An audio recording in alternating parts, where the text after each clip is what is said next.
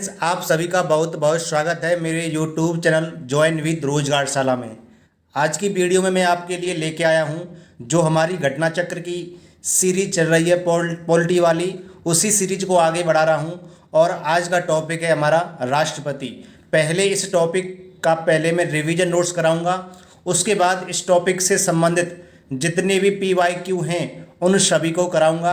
तो स्टार्ट करते हैं आज की वीडियो को।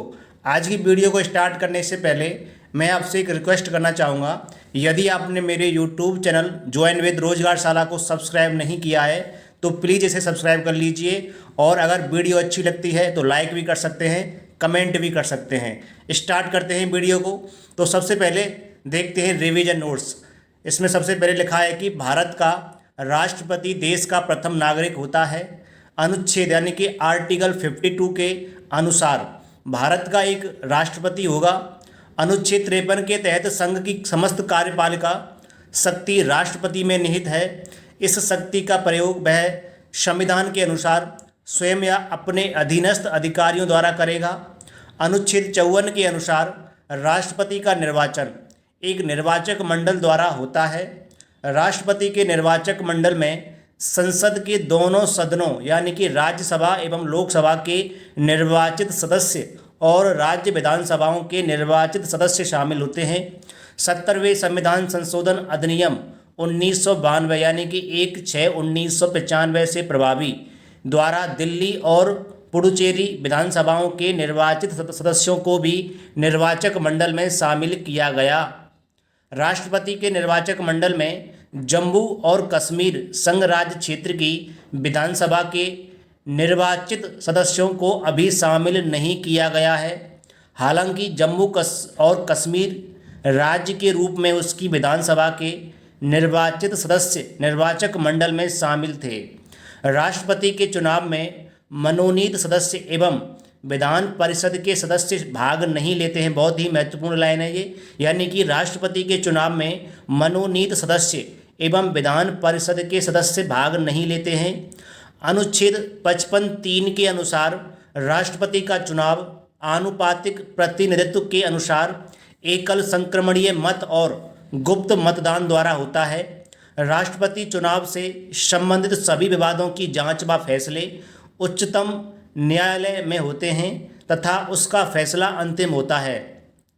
राष्ट्रपति के चुनाव को इस आधार पर चुनौती नहीं दी जा सकती कि निर्वाचक मंडल अपूर्ण है।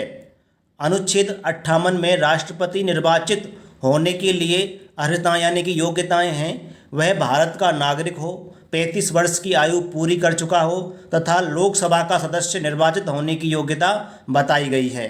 राष्ट्रपति के चुनाव में नामांकन के लिए उम्मीदवार के कम से कम 50 प्रस्तावक व 50 अनुमोदक होने चाहिए। आगे देखते हैं, आगे एक टेबल दी गई है। इस टेबल में अब तक जितने भी राष्ट्रपति हो चुके हैं उनके नाम और कार्यकाल दिए गए हैं। तो देखते हैं सब। नंबर 1 पहले राष्ट्रपति कौन थे? हमारे डॉक्टर राजेंद्र प्रसाद। उनकी पद धारण की अवधि क्या थी? 26 जनवरी 1950 से 13 मई 1962 तक। और उनका कार्यकाल, उन्होंने 3 कार्यकाल किए हैं राष्ट्रपति के। और दूसरा है आपका डॉक्टर सर्वपल्ली राधाकृष्णन। इनकी पद धारण की अवधि है 13 मई 1962 से लेकर 13 मई 1967।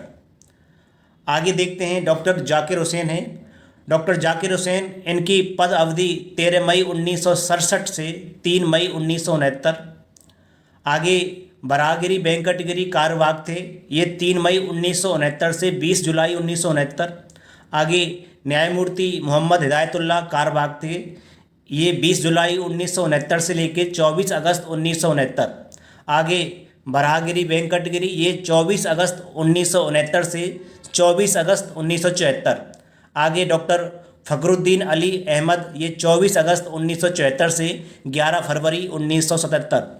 आगे बीडी जत्ती कार्यवाहक थे, ये 11 फरवरी 1977 से 25 जुलाई 1977। आगे नीलम संजीव रेड्डी, ये 25 जुलाई 1977 से लेकर 25 जुलाई 1982। आगे ज्ञानी झील सिंह, ये 25 जुलाई 1982 से लेकर के 25 जुलाई 1987। आगे आर वेंकट रमन, ये 25 जुलाई 1987 से लेकर 25 जुलाई 1992। आगे डॉक्टर शंकर दयाल शर्मा, ये 25 जुलाई 1992 से लेकर के 25 जुलाई 1997। आगे KR नारायण, ये 25 जुलाई 1997 से लेकर 25 जुलाई 2002। आगे डॉक्टर APJ अब्दुल कलाम, यानी कि ये 25 जुलाई 2002 से लेकर 25 जुलाई 2007 तक रहे। आगे प्रतिभा पाटिल, ये 25 जुलाई 2007 से लेकर के 25 जुलाई 2012 तक रहीं। आगे प्रणब मुखर्जी, ये 25 जुलाई 2012 से लेकर 25 जुलाई 2017 तक रहीं। और आगे रामनाथ कोविंद, ये 25 जुलाई 2017 से लेकर के आगे 2000 कब तक 2022 तक रहे। और वर्तमान में हमारे राष्ट्रपति कौन हैं, यानी कि ये हमारी मुर्मू जी हैं, जिनका कार्यकाल 2022 से स्टार्ट होता है। और ये कौन से नंबर की राष्ट्रपति हैं, ये 17वें नंबर की राष्ट्रपति हैं। आगे देखते हैं आगे क्या लिखा गया है, यानी कि जमानत राशि के रूप में 15,000 रुपये जमा करना होता है राष्ट्रपति को।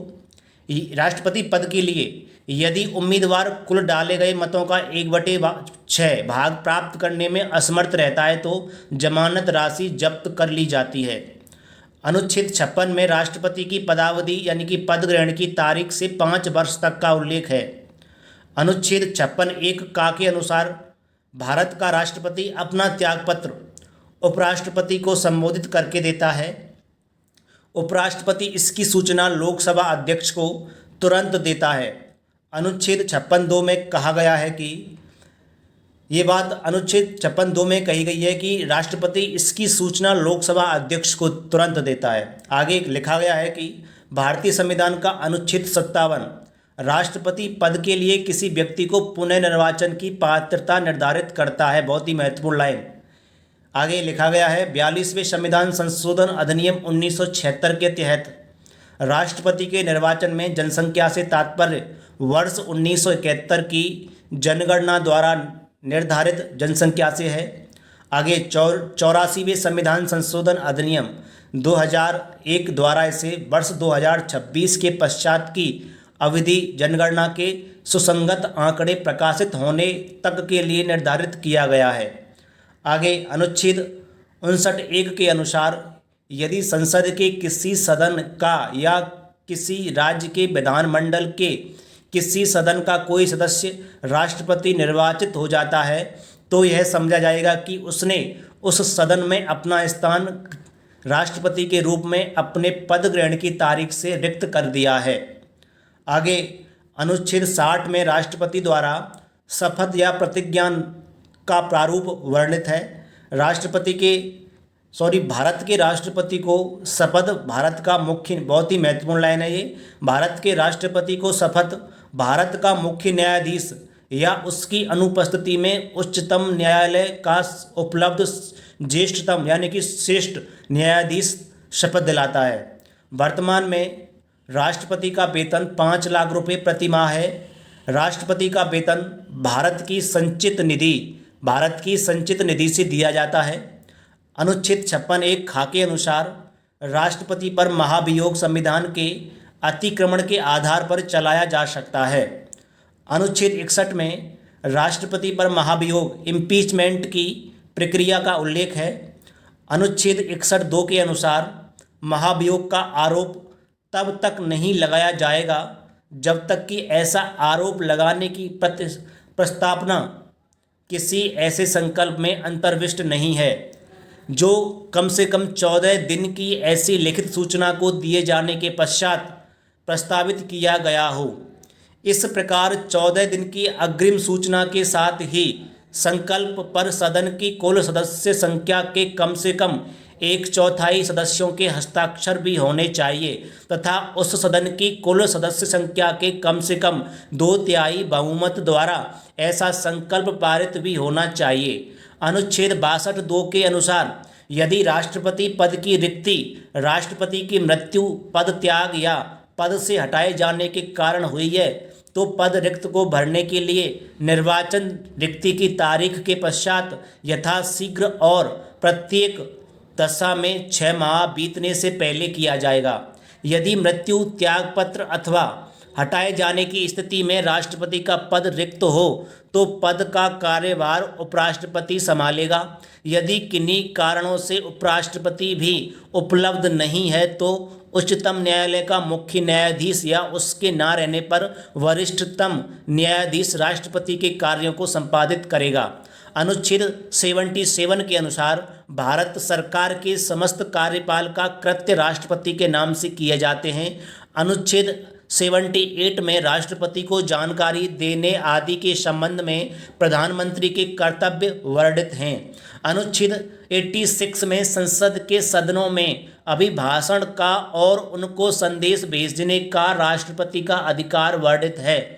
अनुच्छेद 87(1) के अनुसार यानी कि 87(1) के अनुसार राष्ट्रपति लोकसभा के लिए प्रत्येक आम चुनाव के बाद प्रथम सत्र के आरंभ में तथा प्रत्येक वर्ष के प्रथम सत्र के आरंभ में एक साथ समवेत संसद के दोनों सदनों में अभिभाषण करता है। आगे दिया गया है, बहुत ही महत्वपूर्ण लाइन है। अनुच्छेद 108 के तहत राष्ट्रपति कुछ दशाओं में संसद के दोनों सदनों का संयुक्त अधिवेशन बुला सकता है। अनुच्छेद 111 के अंतर्गत प्रावधान है कि राष्ट्रपति संसद के दोनों सदनों द्वारा पारित विधेयक पर स्वीकृति प्रदान करेगा या अपनी स्वीकृति रोक लेगा अथवा धन विधेयक के अलावा को पुनर्विचार हेतु सदन को लौटा सकेगा। यदि विधेयक सदनों द्वारा संशोधन सहित या उसके बिना फिर से पारित कर दिया जाता है और राष्ट्रपति के समक्ष पुनः प्रस्तुत किया जाता है तो राष्ट्रपति उस पर स्वीकृति नहीं रोकेगा। राष्ट्रपति धन विधेयक को पुनर्विचार हेतु नहीं लौटा सकता। वस्तुतः धन विधेयक सदन में राष्ट्रपति की पूर्व अनुमति से ही प्रस्तुत किए जाते हैं।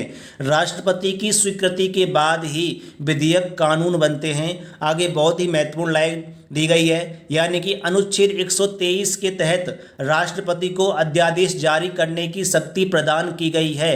अनुच्छेद 72 के तहत भारत के राष्ट्रपति को क्षमादान की शक्ति प्रदान की गई है। आगे अनुच्छेद 143 के तहत राष्ट्रपति को उच्चतम न्यायालय से परामर्श का अधिकार दिया गया है। आगे आर्टिकल 53(2) के तहत भारत का राष्ट्रपति तीनों सेनाओं थल सेना, वायुसेना तथा नौसेना का प्रधान सेनापति होता है। आगे राष्ट्रपति राष्ट्र का प्रतिनिधित्व करता है परंतु राष्ट्र का नेतृत्व नहीं करता। बहुत ही महत्वपूर्ण लाइन है, यानी कि राष्ट्रपति राष्ट्र का प्रतिनिधित्व तो करता है लेकिन परंतु राष्ट्र का नेतृत्व नहीं करता है। राष्ट्र का नेतृत्व कौन करता है? प्रधानमंत्री करता है। और प्रतिनिधित्व कौन करता है? भारत का राष्ट्रपति करता है। आगे किसी भौगोलिक क्षेत्र को अनुसूचित क्षेत्र घोषित करने का संवैधानिक अधिकार राष्ट्रपति के पास है। दोस्तों, इस टॉपिक से संबंधित जितना भी रिवीजन नोट्स था वो मैंने आपके लिए कंप्लीट करा दिया है। अब इसी टॉपिक से संबंधित जितने भी PYQ दिए गए हैं उनको देखते हैं। दोस्तों, अगर आपको मेरी यह वीडियो पसंद आ रही है तो प्लीज़ आप मेरे YouTube चैनल ज्वाइन विद रोजगारशाला परिवार को सपोर्ट कीजिए, सब्सक्राइब कीजिए और वीडियो को लाइक कीजिए, शेयर कीजिए और कमेंट कीजिए। आगे देखते हैं पहला क्वेश्चन क्या कह रहा है। पहला क्वेश्चन कह रहा है कि निम्नांकित में से कौन भारतीय गणतंत्र का प्रमुख है? तो इसका सही आंसर बताइए। इसका सही आंसर हो जाएगा विकल्प ए, यानी कि भारत का राष्ट्रपति। इसका विश्लेषण देखते हैं, यानी कि भारत एक गणराज्य है।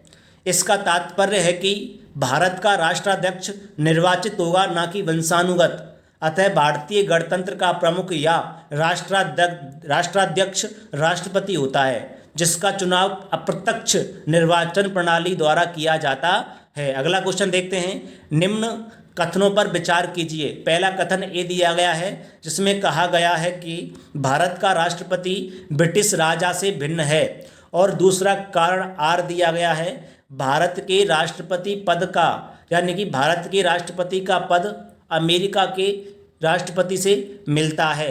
तो देखते हैं इसका सही आंसर क्या हो सकता है। तो इसका सही आंसर विकल्प सी हो जाएगा, यानी कि कथन ये तो सही है इसमें, लेकिन परंतु कारण है वो गलत है। इसका विश्लेषण देखते हैं, भारत का राष्ट्रपति निर्वाचित होता है और ब्रिटेन का राजा वंशानुगत, अतः दोनों भिन्न हैं। भारत का राष्ट्रपति नाम मात्र का प्रमुख है, जबकि अमेरिकी राष्ट्रपति वास्तविक प्रमुख है, अतः ये दोनों भिन्न हैं, इसलिए ए सही है परंतु आर गलत है। आगे देखते हैं अगला क्वेश्चन क्या कह रहा है। अगला क्वेश्चन कह रहा है कि नीचे दो वक्तव्य दिए गए हैं। कथन है इसमें संघीय कार्यपालिका का मुखिया भारत का राष्ट्रपति होता है, और इसमें कारण है आर राष्ट्रपति की शक्तियों की कोई सीमा नहीं है। दोस्तों इसके सही आंसर की बात करें तो सही आंसर विकल्प सी हो जाएगा, यानी कि इसमें ए तो सही है कथन परंतु आर कारण गलत है। तो इसका विश्लेषण देखते हैं। संविधान के अनुच्छेद 53 के तहत यानी कि आर्टिकल 53 के अनुसार संघ की कार्यपालिका शक्ति राष्ट्रपति में निहित होती है, अतः कथन ए सही है कि संघीय कार्यपालिका का मुखिया भारत का राष्ट्रपति होता है। और अनुच्छेद 74(1) के अनुसार राष्ट्रपति अपने कृत्यों का प्रयोग मंत्रिपरिषद की सलाह पर करता है। इस प्रकार कारण आर गलत है, क्योंकि राष्ट्रपति की शक्तियों पर संविधान के अंतर्गत सीमाएं अध्यारोपित हो गई हैं, अध्यारोपित की गई हैं। आगे अगला क्वेश्चन देखते हैं, यानी कि क्वेश्चन 4 क्या कह रहा है। भारत के राष्ट्रपति अपनी शक्तियों का प्रयोग करते हैं, तो इस क्वेश्चन का सही आंसर बताइए। तो इस क्वेश्चन का सही आंसर विकल्प ए हो जाएगा, यानी कि सीधे अथवा अपने अधीनस्थ अधिकारियों द्वारा।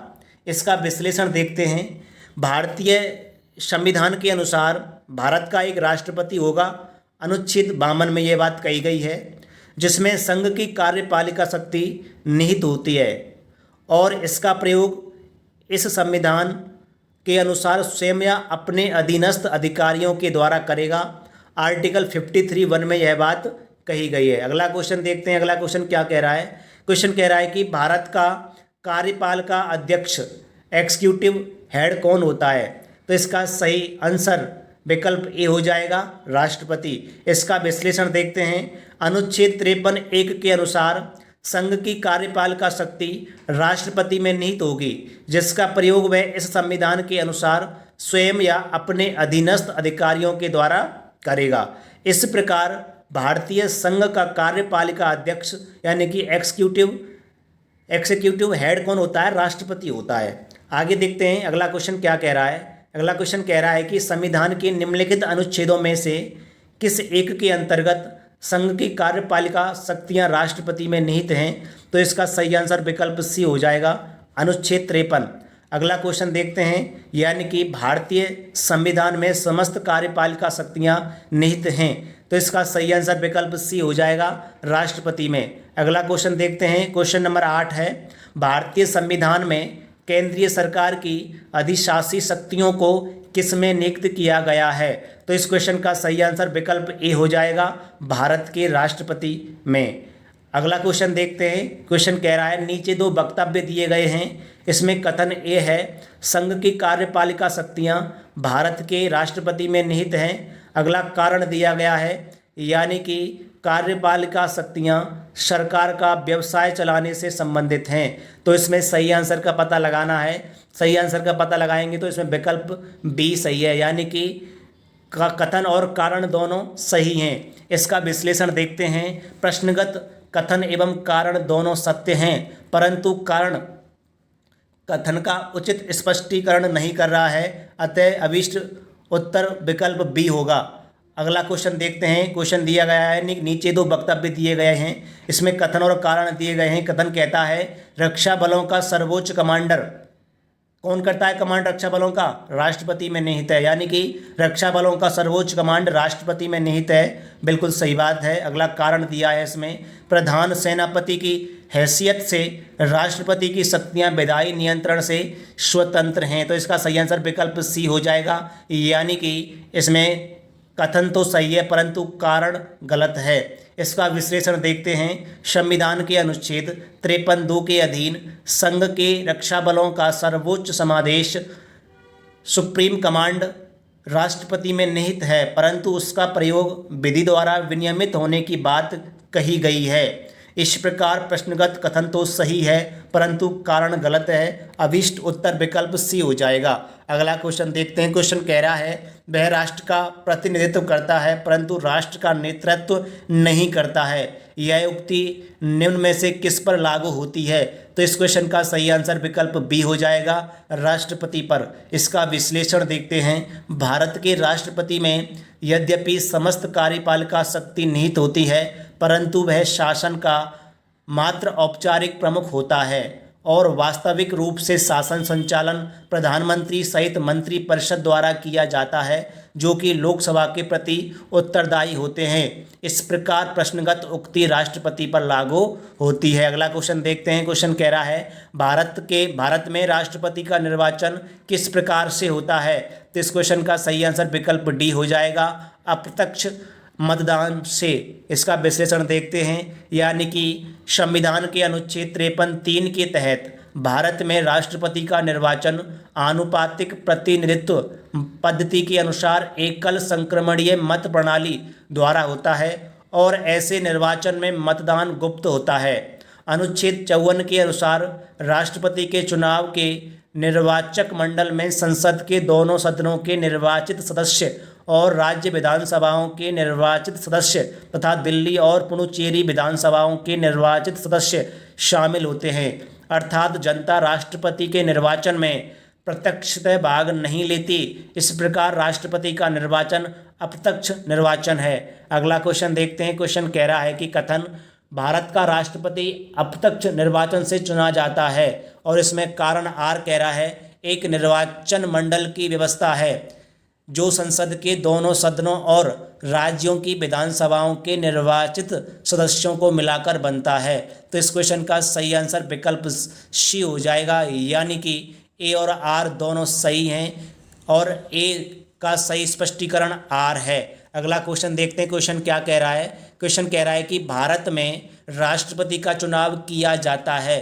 तो इस क्वेश्चन का सही आंसर विकल्प बी और सी हो जाएगा। यानी कि एकल हस्तांतरणीय मत प्रणाली द्वारा और आनुपातिक मत प्रणाली द्वारा। अगला क्वेश्चन देखते हैं क्या कह रहा है। क्वेश्चन कह रहा है कि राष्ट्रपति के निर्वाचन मंडल के सदस्य होते हैं। इसका सही आंसर विकल्प कौन सा हो जाएगा? डी सही हो जाएगा। यानी कि पहला इसमें सही है, संसद के दोनों सदनों के निर्वाचित सदस्य। तीसरा कह रहा है सभी राज्यों की विधानसभाओं के निर्वाचित सदस्य और चौथा कह रहा है दिल्ली और पुडुचेरी विधानसभाओं के निर्वाचित सदस्य भाग लेते हैं इसके निर्वाचन मंडल में। आगे देखते हैं अगला क्वेश्चन क्या कह रहा है। इसका विश्लेषण देख लेते हैं पहले। यानी कि संविधान का अनुच्छेद 54 राष्ट्रपति के निर्वाचक मंडल के सदस्यों का प्रावधान करता है जिसमें निम्नलिखित सदस्य होते हैं। नंबर 1 संसद के दोनों सदनों के निर्वाचित सदस्य।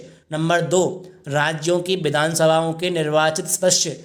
नंबर 3 दिल्ली और पुडुचेरी विधानसभाओं के निर्वाचित सदस्य। 70वें संविधान संशोधन अधिनियम 1992 द्वारा अंतः स्थापित राज्यों की विधानसभाओं के सदस्य इस निर्वाचक मंडल में शामिल नहीं होते हैं।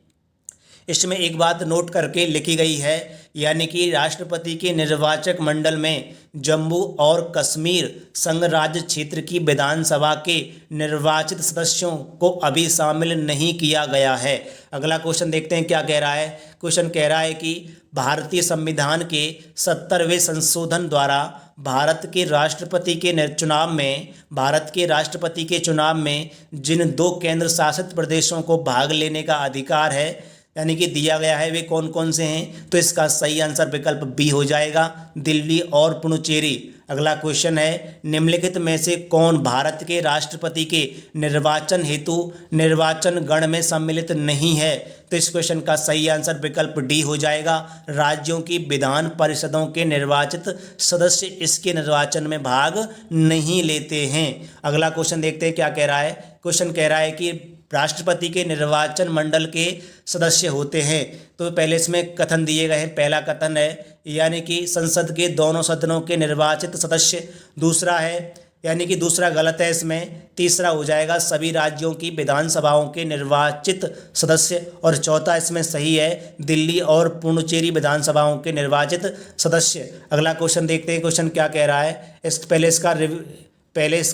पहले इसका ये हमने देख लिया है दोस्तों, आगे देखते हैं। यानी कि ये क्वेश्चन 18वां देखते हैं। निम्नलिखित में से कौन राष्ट्रपति के निर्वाचन हेतु निर्वाचक गण के सदस्य होते हैं। नीचे दिए गए कूट से सही उत्तर चुनिए। तो पहला कथन दिया है इसमें संसद के दोनों सदनों के सभी सदस्य, दूसरा दिया है राज्य विधानसभाओं के सभी निर्वाचित सदस्य, और तीसरा दिया है इसमें संघ राज्य क्षेत्रों की विधानसभाओं के सभी निर्वाचित सदस्य, और चौथा दिया है इसमें सभी राज्यपाल तथा उपराज्यपाल। तो इसका सही आंसर का पता तब लगेगा जब इसका विश्लेषण देखेंगे। इसमें कोई भी आंसर मैच नहीं खा रहा है, इसलिए इसके आंसर का सही पता नहीं लगाया जा सकता है।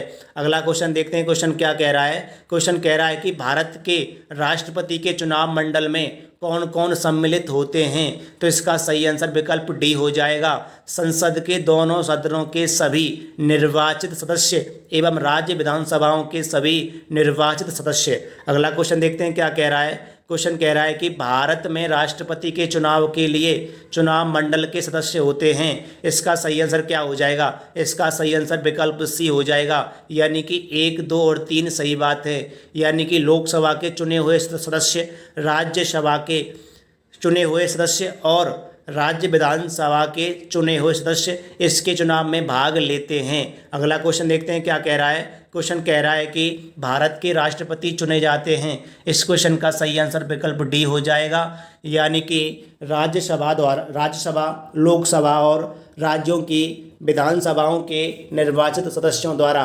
अगला क्वेश्चन देखते हैं क्या कह रहा है। क्वेश्चन कह रहा है कि भारत का राष्ट्रपति चुना जाता है। तो इसका सही आंसर का पता नहीं लगाया जा सकता है। इसका विश्लेषण हमने पिछले वाले क्वेश्चनों में देख चुके हैं। हम आगे देखते हैं अगला क्वेश्चन क्या कह रहा है। क्वेश्चन कह रहा है कि निम्नलिखित में से कौन राष्ट्रपति के चुनाव प्रकरण के लिए सही नहीं है। तो इस क्वेश्चन का सही आंसर विकल्प डी होगा, यानी कि निर्वाचक मंडल के अपूर्ण होने के आधार पर राष्ट्रपति का चुनाव स्थगित किया जा सकता है। इसका विश्लेषण देखते हैं। विश्लेषण कह रहा है कि संविधान के अनुच्छेद 54 के तहत राष्ट्रपति का चुनाव एक निर्वाचक मंडल के सदस्यों द्वारा किया जाता है। इसमें संसद तथा राज्यों की विधानसभाओं के निर्वाचित सदस्य शामिल होते हैं। दिल्ली और पुडुचेरी की विधानसभा में निर्वाचित सदस्यों को भी इसमें शामिल किया गया है। अनुच्छेद 56 के तहत राष्ट्रपति अपने पद ग्रहण की तारीख से 5 वर्ष की अवधि तक पद धारण करता है तथा वह अपने पद की अवधि समाप्त हो जाने पर भी तब तक पद धारण करता है जब तक उसका उत्तराधिकारी अपना पद ग्रहण नहीं कर लेता। निर्वाचक मंडल के अपूर्ण होने अथवा किसी विधानसभा के बर्खास्त होने की वजह से राष्ट्रपति का चुनाव स्थगित नहीं किया जा सकता। राष्ट्रपति के चुनाव को इस आधार पर चुनौती नहीं दी जा सकती कि निर्वाचक मंडल अपूर्ण है। अन्य सभी विकल्प सही हैं। राष्ट्रपति के निर्वाचन मामले में AIR 1974 SC 1982 सुप्रीम कोर्ट ने निर्णय दिया कि राष्ट्रपति के लिए निर्वाचन को इस आधार पर ना तो स्थगित किया जा सकता है और ना ही अवैध ठहराया जा सकता है, ना किसी राज्य विधानसभा को भंग कर दिए जाने के कारण निर्वाचक नामावली अधूरी थी। अतः विकल्प डी सही नहीं है। अगला क्वेश्चन देखते हैं क्या कह रहा है। क्वेश्चन कह रहा है कि भारत के राष्ट्रपति के उम्मीदवार के प्रस्ताव का अनुसमर्थन किया जाना चाहिए कम से कम। पहले इस क्वेश्चन का इसमें सही आंसर 50 अनुमोदक और 50 प्रस्तावक होते हैं। इसमें इन विकल्पों में कहीं भी यह बात नहीं लिखी गई है। अब इसका विश्लेषण देखते हैं। यानी कि राष्ट्रपति एवं उपराष्ट्रपति निर्वाचन अधिनियम 1952 1997 में यथा संशोधित के तहत भारत के राष्ट्रपति पद के उम्मीदवार के लिए कम से कम 50 निर्वाचित सांसदों एवं विधायकों का प्रस्तावक होना आवश्यक है तथा साथ ही कम से कम 50 निर्वाचित सांसदों एवं विधायकों द्वारा इस प्रस्ताव का अनुसमर्थन किया जाना चाहिए। 1997 से पूर्व प्रस्तावकों एवं अनुमोदकों की संख्या 10 थी। अगला क्वेश्चन देखते हैं क्या कह रहा है। क्वेश्चन कह रहा है 25 निम्न कथनों पर विचार कीजिए। भारत में राष्ट्रपति चुनाव के निर्वाचक मंडल में नंबर 1 कथन है विधानसभा के निर्वाचित सदस्य के मत का मूल्य बराबर राज्य की जनसंख्या बटे में राज्य की विधानसभा में निर्वाचित सदस्यों की संख्या गुणा 1000 गुणा 100 की जनसंख्या। अगला कथन दिया है इसमें एक निर्वाचित संसद सदस्य के मत का मूल्य क्या होता है बराबर सभी निर्वाचित विधानसभा सदस्यों के मतों का कुल मान बटे में निर्वाचित संसद सदस्यों की कुल संख्या। और तीसरा लिखा गया है इसमें आखिरी चुनाव में 5000 मतदाता थे। तो इस क्वेश्चन का सही आंसर विकल्प बी हो जाएगा, केवल दूसरा ही सही है। इसका विश्लेषण देखते हैं। राष्ट्रपति के चुनाव का तरीका सूत्र अनुच्छेद 55 में वर्णित है, जिसके अनुसार केवल विकल्प बी सही है। यानी कि विधानसभा के निर्वाचित सदस्य के मत का मूल्य क्या होता है, मत का मूल्य बराबर सभी निर्वाचित विधानसभा सदस्यों के मतों का कुल मान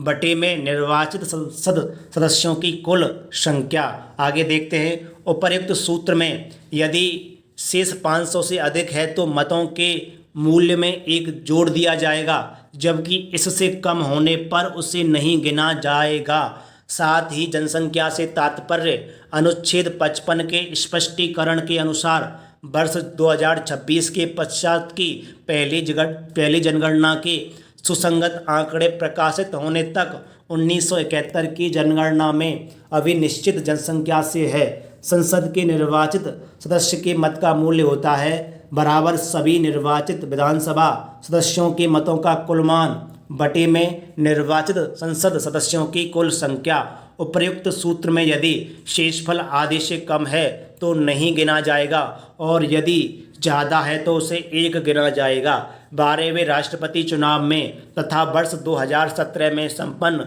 15वें राष्ट्रपति चुनाव में भी 4896 मतदाता थे। अतः कथन 3 गलत है। अगला क्वेश्चन देखते हैं क्या कह रहा है। यानी कि भारत के राष्ट्रपति के निर्वाचन के संदर्भ में निम्नलिखित कथनों पर विचार कीजिए। पहला कथन है इसमें प्रत्येक एमएलए के वोट का मूल्य अलग अलग राज्य में अलग अलग होता है। दूसरा कह रहा है लोकसभा के सदस्यों के वोट का मूल्य राज्यसभा के सदस्यों के वोट के मूल्य से अधिक होता है। इसके सही आंसर का पता लगाते हैं। इसका सही आंसर विकल्प ए हो जाएगा, केवल एक ही सही है इसमें। इसका विश्लेषण देखते हैं। संविधान के अनुच्छेद 55 में दी गई राष्ट्रपति के निर्वाचन की रीति के अनुसार राष्ट्रपति का निर्वाचन आनुपातिक प्रतिनिधित्व पद्धति के अनुसार एकल संक्रमणीय मत प्रणाली द्वारा होता है, जिसमें राज्य की विधानसभाओं के निर्वाचित सदस्य तथा संसद के दोनों सदनों के निर्वाचित सदस्य भाग लेते हैं। राज्य की विधानसभा के प्रत्येक सदस्य का मत मूल्य निम्न सूत्र से निकाला जाता है। यानी कि राज्य की जनसंख्या बटे में विधानसभा की कुल निर्वाचित सदस्यों की संख्या गुणा में 1000। प्रत्येक राज्य की जनसंख्या तथा कुल निर्वाचित सदस्यों की संख्या भिन्न भिन्न होने के कारण प्रत्येक एमएलए विधानसभा सदस्य का मत मूल्य अलग अलग राज्य में अलग अलग होता है। इस प्रकार कथन 1 सही है। संसद के एक सदस्य का मत मूल्य निकालने हेतु निम्न सूत्र का उपयोग किया जाता है। यानी कि सभी राज्य विधानसभाओं के निर्वाचित सदस्यों के मत मूल्य का योग बटे में संसद के दोनों सदनों लोकसभा प्लस राज्यसभा के निर्वाचित सदस्यों की संख्या। आगे दिया गया है इसमें। अतः स्पष्ट है कि लोकसभा के प्रत्येक सदस्य तथा राज्यसभा के प्रत्येक सदस्य का मूल्य समान होता है। यदि एक सदस्य के मत मूल्य की गणना की जाए तो दोनों सदस्यों के प्रत्येक सदस्य के मत का मूल्य एक समान यानी कि 708 होता है। अतः कथन 2 गलत है। अगला क्वेश्चन देखते हैं। क्वेश्चन क्या कह रहा है। क्वेश्चन कह रहा है कि राष्ट्रपति के निर्वाचन में राज्य का मुख्यमंत्री मतदान करने के लिए पात्र नहीं होता यदि वह राज्य विधानमंडल में उच्च सदन का सदस्य हो। इसलिए इस क्वेश्चन का सही आंसर विकल्प सी हो जाएगा। इसका विश्लेषण देखते हैं। विश्लेषण कह रहा है कि अनुच्छेद 54 के अनुसार राष्ट्रपति के चुनाव में राज्य विधानमंडल के उच्च सदन अर्थात विधान परिषद के सदस्य मतदान नहीं कर सकते हैं। अतः यदि मुख्यमंत्री इस सदन का सदस्य है तो वह राष्ट्रपति के चुनाव में मतदान करने के लिए पात्र नहीं होता है। अगला क्वेश्चन देखते हैं क्या कह रहा है। क्वेश्चन कह रहा है कि क्वेश्चन 28 भारत के राष्ट्रपति के चुनाव में राज्य की विधानसभा के प्रत्येक निर्वाचित सदस्य के वोटों की संख्या उस राज्य की जनसंख्या को विधानसभा की कुल निर्वाचित सदस्य संख्या द्वारा विभाजित कर प्राप्त भागफल की 1000 के गुणकों के बराबर होती है। वर्तमान स्थिति 1997 में जनसंख्या से तात्पर्य किसी वर्ष की जनगणना द्वारा यथा अभिनिश्चित जनसंख्या से है। बहुत ही लंबा क्वेश्चन है। इस क्वेश्चन का सही आंसर विकल्प सी हो जाएगा, 1971 जनगणना। इसका विश्लेषण देखते हैं। 42वें संविधान संशोधन 1976 के अनुसार राष्ट्रपति के निर्वाचन में जनसंख्या से आशय 1971 की जनगणना द्वारा अभिनिश्चित जनसंख्या से है। 84वें संविधान संशोधन अधिनियम 2001 के द्वारा इसे अब 2026 के पश्चात की पहली जनगणना के सुसंगत आंकड़े प्रकाशित होने तक के लिए निर्धारित किया गया है। यानी कि संविधान के अनुच्छेद 55 के स्पष्टीकरण में इस बात का उल्लेख किया गया है। अगला क्वेश्चन देखते हैं। क्वेश्चन क्या कह रहा है। क्वेश्चन कह रहा है कि राष्ट्रपति के उम्मीदवार के लिए क्या आवश्यक नहीं है। तो इस क्वेश्चन का सही आंसर विकल्प बी हो जाएगा। यानी कि वह पढ़ा लिखा ना हो फिर भी राष्ट्रपति उम्मीदवार के लिए बिल्कुल मान्य है। बहुत ही गलत बात है ये, यानी कि उसको पढ़ा लिखा होने की कोई आवश्यकता नहीं है। इस क्वेश्चन का सही आंसर विकल्प बी हो जाएगा। इसका विश्लेषण देखते हैं। संविधान के अनुच्छेद 58(1) में राष्ट्रपति निर्वाचित होने के लिए अर्हताएं यानी कि योग्यताओं का उल्लेख किया गया है, जिसके अनुसार उम्मीदवार का पढ़ा लिखा होना आवश्यक नहीं है। अगला क्वेश्चन देखते हैं क्या कह रहा है। क्वेश्चन कह रहा है कि भारतीय राष्ट्रपति के विषय में निम्नलिखित कथनों पर विचार कीजिए। पहला कथन है उसे भारत का जन्म नागरिक होना चाहिए। दूसरा कथन है उसे 35 वर्ष की उम्र पूरी कर लेनी चाहिए। और तीसरा है उसे संसद का सदस्य निर्वाचित होने की योग्यता रखनी चाहिए। तो इस क्वेश्चन का सही आंसर विकल्प बी हो जाएगा। केवल दूसरा ही इसमें सही है। आगे देखते हैं इस क्वेश्चन का विश्लेषण क्या कह रहा है। विश्लेषण कह रहा है कि राष्ट्रपति पद के लिए निर्वाचित होने के लिए अनुच्छेद 58(1) के अनुसार निम्नलिखित योग्यताएं होनी चाहिए। नंबर 1, वह भारत का नागरिक हो। नंबर 2, 35 वर्ष की आयु पूरी कर चुका हो। नंबर 3, लोकसभा का सदस्य निर्वाचित होने की योग्यता रखता हो। अतः स्पष्ट है कि राष्ट्रपति पद हेतु भारत का नागरिक होना आवश्यक है, न कि भारत का जन्मा नागरिक। इसी प्रकार उसे संसद, राज्यसभा एवं लोकसभा का सदस्य नहीं बल्कि लोकसभा का सदस्य निर्वाचित होने की योग्यता रखनी चाहिए। अगला क्वेश्चन देखते हैं क्या कह रहा है। क्वेश्चन कह रहा है कि एक सांसद अथवा विधानसभा का सदस्य राष्ट्रपति निर्वाचित हो सकता है, परंतु उसका सही आंसर क्या होगा बताइए। इसका सही आंसर हो जाएगा विकल्प सी, निर्वाचित होने के तुरंत उपरांत अपनी सदस्यता छोड़नी होगी। इसका विश्लेषण देखते हैं। संविधान के अनुच्छेद 59(1) के अनुसार यदि संसद के किसी सदन का या किसी राज्य के विधानमंडल के किसी सदन का कोई सदस्य राष्ट्रपति निर्वाचित हो जाता है तो यह समझा जाएगा कि उसने उस सदन में अपना स्थान राष्ट्रपति के रूप में अपने पद ग्रहण की तारीख से रिक्त कर दिया है। दिए गए विकल्पों में निकटतम विकल्प सी सही है, अतः अभी उत्तर हो जाएगा इसका सी। अगला क्वेश्चन देखते हैं क्या होगा। क्वेश्चन कह रहा है कि भारतीय संविधान का कौन सा अनुच्छेद राष्ट्रपति पद के लिए पुनः निर्वाचन की योग्यताएं निर्धारित करता है? तो इस क्वेश्चन का सही आंसर विकल्प डी हो जाएगा, यानी कि अनुच्छेद 57। इसका विश्लेषण देखते हैं। भारतीय संविधान का अनुच्छेद 57 राष्ट्रपति के पद के लिए पुनः निर्वाचन के लिए पात्रता निर्धारित करता है। इस अनुच्छेद के अनुसार कोई व्यक्ति जो राष्ट्रपति के रूप में पद धारण करता है या कर चुका है, इस संविधान के अन्य उपबंधों के अधीन रहते हुए उस पद के लिए पुनः निर्वाचन का पात्र होगा। अगला क्वेश्चन देखते हैं क्या कह रहा है। क्वेश्चन कह रहा है कि अगर भारत के राष्ट्रपति के चुनाव में कोई विवाद है तो उस विवाद को सौंपा जा सकता है? तो इसका सही आंसर विकल्प सी हो जाएगा, भारत के सर्वोच्च न्यायालय को। बहुत ही महत्वपूर्ण क्वेश्चन। इसका विश्लेषण देखते हैं। विश्लेषण कह रहा है अगर भारत के राष्ट्रपति के चुनाव में कोई विवाद है तो उस विवाद को अनुच्छेद 71(1) के अनुसार भारत के सर्वोच्च न्यायालय को सौंपा जाएगा और सर्वोच्च न्यायालय द्वारा किया गया विनिश्चय अंतिम होगा। अगला क्वेश्चन देखते हैं क्या कह रहा है। क्वेश्चन कह रहा है राष्ट्रपति 5 वर्ष तक अपने पद पर रहता है। इसका सही आंसर विकल्प सी हो जाएगा, अपने पद ग्रहण के दिन से।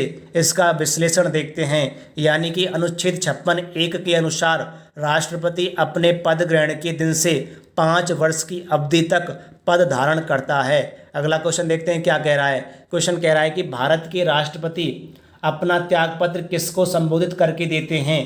तो इसका सही आंसर विकल्प बी हो जाएगा, उपराष्ट्रपति को। इसका विश्लेषण देखते हैं।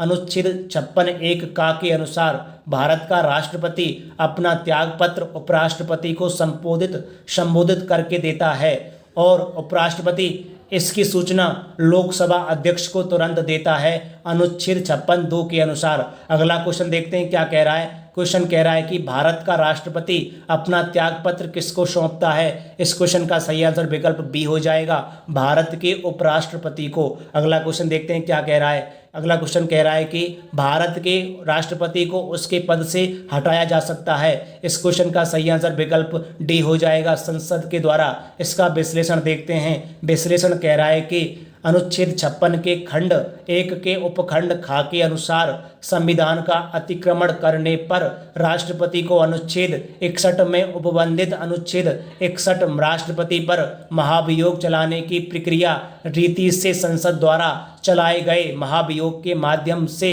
पद से हटाया जा सकता है। अगला क्वेश्चन देखते हैं क्या कह रहा है। क्वेश्चन कह रहा है कि भारतीय संविधान के किस अनुच्छेद के तहत राष्ट्रपति पर महाभियोग चलाया जा सकता है? तो इसका सही आंसर विकल्प डी हो जाएगा, विकल्प डी, यानी कि अनुच्छेद 61 के द्वारा। अगला क्वेश्चन क्या कह रहा है, यानी कि क्वेश्चन 39, भारत के राष्ट्रपति को महाभियोग द्वारा हटाए जाने की प्रक्रिया निम्नलिखित में से किस अनुच्छेद में वर्णित है? तो इस क्वेश्चन का सही आंसर विकल्प बी हो जाएगा, अनुच्छेद 61। अगला क्वेश्चन देखते हैं क्या कह रहा है। क्वेश्चन कह रहा है कि भारत के राष्ट्रपति को कार्य अवधि की समाप्ति से पूर्व भी पद से हटाया जा सकता है। तो इस क्वेश्चन का सही आंसर विकल्प सी हो जाएगा, महाभियोग के द्वारा। अगला क्वेश्चन देखते हैं क्या कह रहा है। क्वेश्चन कह रहा है कि राष्ट्रपति पर महाभियोग का आरोप संसद के किस सदन द्वारा लगाया जा सकता है? तो इस क्वेश्चन का सही आंसर विकल्प सी हो जाएगा, संसद के किसी भी सदन द्वारा। इसका विश्लेषण देखते हैं, यानी कि राष्ट्रपति पर महाभियोग चलाने की प्रक्रिया का वर्णन अनुच्छेद 61 में किया गया है।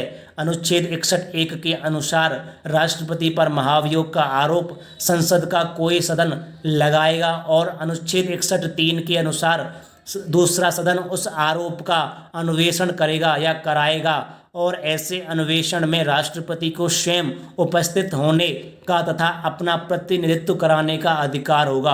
अगला क्वेश्चन देखते हैं क्या कह रहा है। क्वेश्चन कह रहा है कि भारतीय संविधान के निम्नलिखित अनुच्छेदों में से कौन सा भारतीय राष्ट्रपति के महाभियोग से संबंधित है? इस क्वेश्चन का सही आंसर विकल्प सी हो जाएगा, अनुच्छेद 61। अगला क्वेश्चन देखते हैं क्या कह रहा है। क्वेश्चन कह रहा है कि निम्न में से भारत के राष्ट्रपति पर महाभियोग लगाने का अधिकार किसे है? इस क्वेश्चन का सही आंसर विकल्प ए हो जाएगा, संसद के दोनों सदनों को। अगला क्वेश्चन देखते हैं। क्वेश्चन 44 ये कह रहा है कि संविधान के उल्लंघन के आधार पर राष्ट्रपति के विरुद्ध किसके द्वारा महाभियोग लगाया जा सकता है? इस क्वेश्चन का सही आंसर विकल्प डी हो जाएगा, संसद के दोनों सदनों द्वारा। अगला क्वेश्चन देखते हैं क्या कह रहा है। क्वेश्चन कह रहा है कि भारत के राष्ट्रपति पर महाभियोग चलाने के लिए कम से कम कितने दिन पूर्व की सूचना आवश्यक है? इस क्वेश्चन का सही आंसर विकल्प बी हो जाएगा, 14 दिन। इसका विश्लेषण देखते हैं। विश्लेषण कह रहा है कि भारत के राष्ट्रपति पर महाभियोग संविधान के अतिक्रमण के आधार पर चलाया जा सकता है जब संसद का कोई सदन इस प्रकार आरोप लगाए। संविधान के अनुच्छेद 61(2) के अनुसार ऐसा कोई आरोप तब तक नहीं लगाया जाएगा जब तक कि ऐसा आरोप लगाने की प्रस्तावना किसी ऐसे संकल्प में अंतर्विष्ट नहीं है जो कम से कम 14 दिन की ऐसी लिखित सूचना के दिए जाने के पश्चात प्रस्तावित किया गया हो। इस प्रकार 14 दिन की अग्रिम सूचना के साथ ही संकल्प पर सदन की कुल सदस्य संख्या के कम से कम 1/4 सदस्यों के हस्ताक्षर भी होने चाहिए तथा उस सदन की कुल सदस्य संख्या के कम से कम 2/3 बहुमत द्वारा ऐसा संकल्प पारित भी होना चाहिए। अगला क्वेश्चन देखते हैं। क्वेश्चन क्या कह रहा है। क्वेश्चन कह रहा है कि निम्नलिखित में से कौन सा भारत के राष्ट्रपति के निर्वाचक गण का तो भाग है परंतु उसके महाभियोग के अधिकरण का भाग नहीं है? इस क्वेश्चन का सही आंसर विकल्प डी हो जाएगा, राज्यों की विधानसभाएं। इसका विश्लेषण देखते हैं। विश्लेषण कह रहा है अनुच्छेद 61 के अनुसार राष्ट्रपति पर महाभियोग एक अर्ध न्यायिक प्रक्रिया है जो संसद में चलाई जाती है। इसमें राज्यों की विधानसभाएं भाग नहीं लेती हैं, जबकि अनुच्छेद 54 ख के अनुसार राज्यों की विधानसभाओं के निर्वाचित सदस्य राष्ट्रपति के निर्वाचक गण का भाग हैं। ध्यातव्य है कि राज्यों की विधान परिषदें राष्ट्रपति के निर्वाचक गण का भाग नहीं हैं। अगला क्वेश्चन देखते हैं क्या कह रहा है। क्वेश्चन कह रहा है कि भारत के राष्ट्रपति के महाभियोग की प्रक्रिया है। इस क्वेश्चन का सही आंसर विकल्प ए हो जाएगा, अर्ध न्यायिक प्रक्रिया। अगला क्वेश्चन देखते हैं क्या कह रहा है। क्वेश्चन 48 कह रहा है कि राष्ट्रपति का रिक्त स्थान भर लिया जाना चाहिए। इस क्वेश्चन का सही आंसर विकल्प बी हो जाएगा, यानी कि 6 माह के अंदर। इसका विश्लेषण देखते हैं। संविधान के अनुच्छेद 62(1) के अनुसार राष्ट्रपति की पदावधि की समाप्ति से हुई रिक्ति को भरने के लिए निर्वाचन पदावधि की समाप्ति से पहले ही पूर्ण कर लिया जाएगा। अनुच्छेद 62(2) के अनुसार यदि रिक्ति राष्ट्रपति की मृत्यु, पद त्याग या पद से हटाए जाने के कारण हुई है तो उसके रिक्ति को भरने के लिए निर्वाचन रिक्ति होने की तारीख के पश्चात यथाशीघ्र और प्रत्येक दशा में 6 माह के बीतने से पहले किया जाएगा। अगला क्वेश्चन देखते हैं क्या कह रहा है। क्वेश्चन कह रहा है कि पदासीन राष्ट्रपति की पदावधि की समाप्ति से भिन्न किसी कारण से उत्पन्न होने वाली रिक्ति की दशा में रिक्ति भरने के लिए निर्वाचन अवश्य होना चाहिए। इस क्वेश्चन का सही आंसर विकल्प ए हो जाएगा, रिक्ति होने की तिथि से 6 माह के भीतर। अगला क्वेश्चन देखते हैं क्या कह रहा है। क्वेश्चन कह रहा है कि भारत में राष्ट्रपति की मृत्यु, पद त्याग अथवा हटाए जाने पर पद में हुई रिक्ति को भरने की समय सीमा क्या है? इस क्वेश्चन का सही आंसर विकल्प डी हो जाएगा, यानी कि 6 माह। अगला क्वेश्चन देखते हैं। क्वेश्चन 51 कह रहा है जब राष्ट्रपति मृत्यु, पद त्याग, पदच्युत या अन्य कारणों से अपने कर्तव्यों को नहीं निभा सकता तो उपराष्ट्रपति कितने समय तक राष्ट्रपति के रूप में कार्य करता है?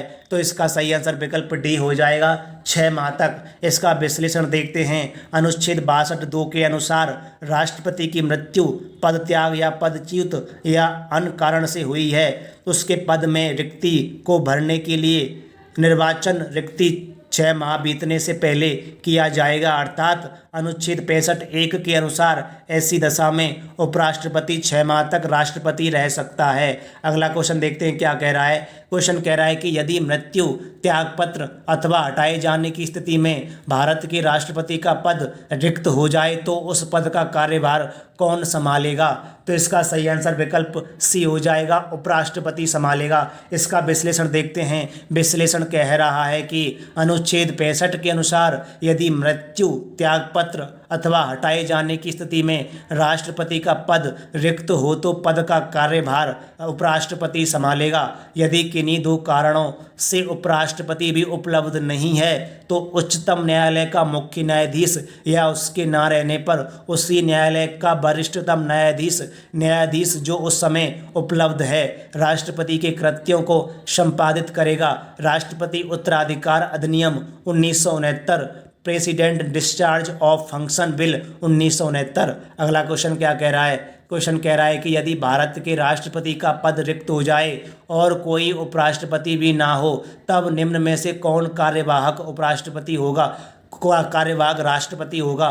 तो इसका सही आंसर विकल्प डी हो जाएगा, यानी कि सर्वोच्च न्यायालय का मुख्य न्यायाधीश। बहुत ही महत्वपूर्ण क्वेश्चन है ये। अगला क्वेश्चन देखते हैं, क्वेश्चन क्या कह रहा है? यदि राष्ट्रपति एवं उपराष्ट्रपति का पद खाली हो तो भारत के राष्ट्रपति के पद पर कौन होता है?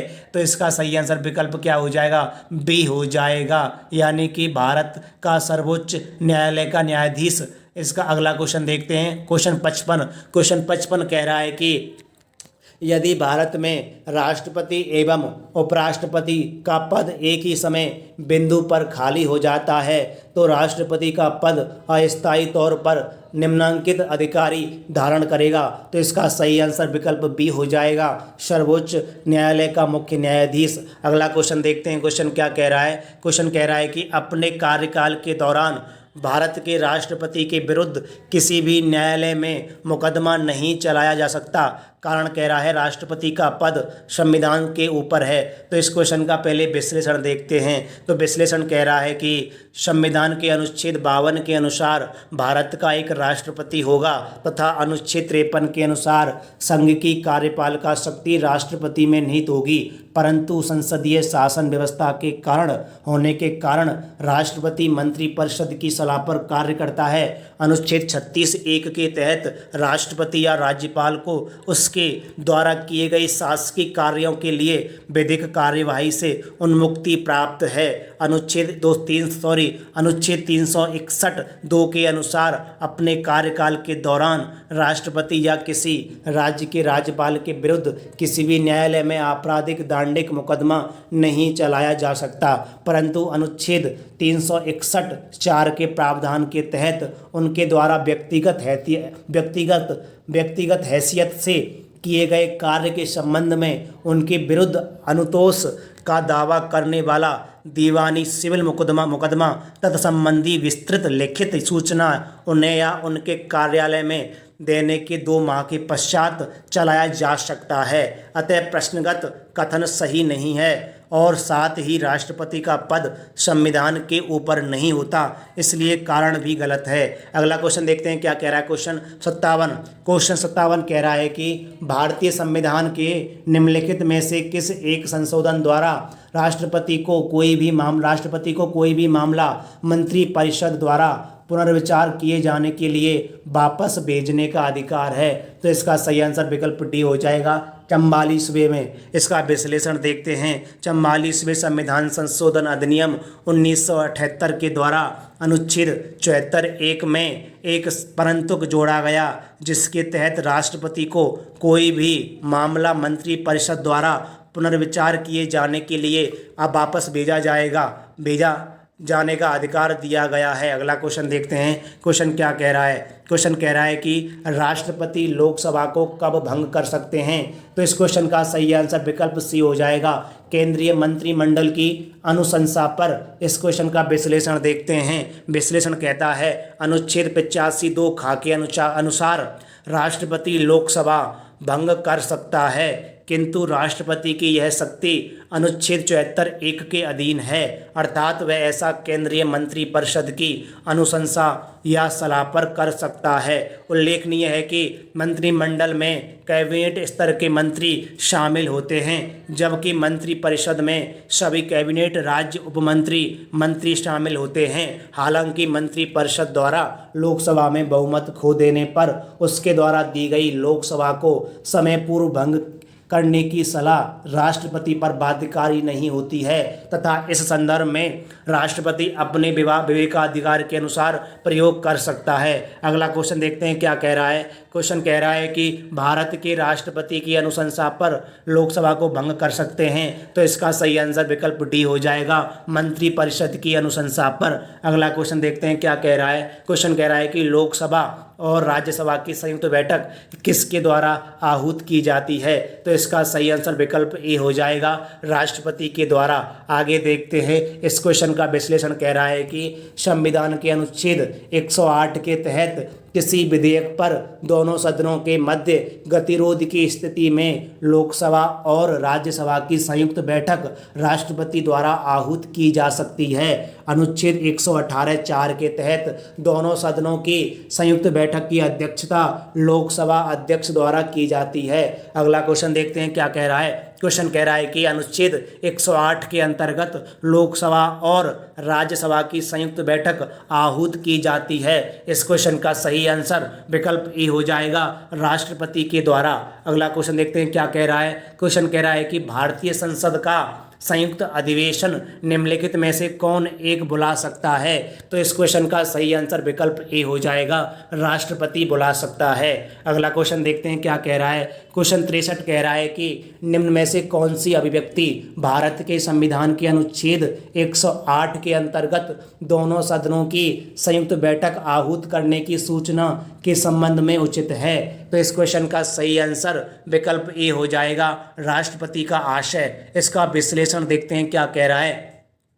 विश्लेषण कह रहा है कि राष्ट्रपति का आशय अभिव्यक्ति भारत के संविधान के अनुच्छेद 108 के अंतर्गत संसद के दोनों सदनों की संयुक्त बैठक आहूत करने की सूचना के संबंध में उचित है।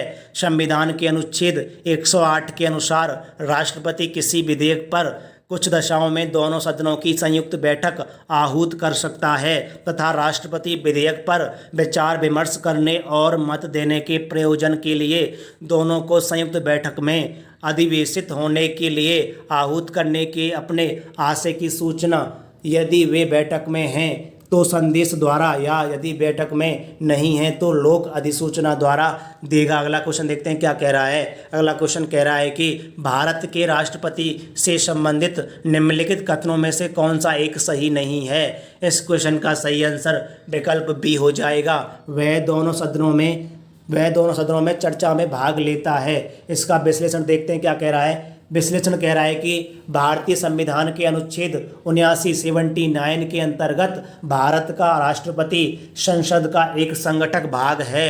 अनुच्छेद 86(1) के तहत वह प्रत्येक वर्ष के प्रथम सत्र के आरंभ में दोनों सदनों की संयुक्त बैठक को संबोधित करता है तथा वह संविधान के अनुच्छेद 123 के तहत विशेष परिस्थितियों में अध्यादेश जारी कर सकता है, परंतु वह दोनों सदनों में चर्चा में भाग नहीं लेता है।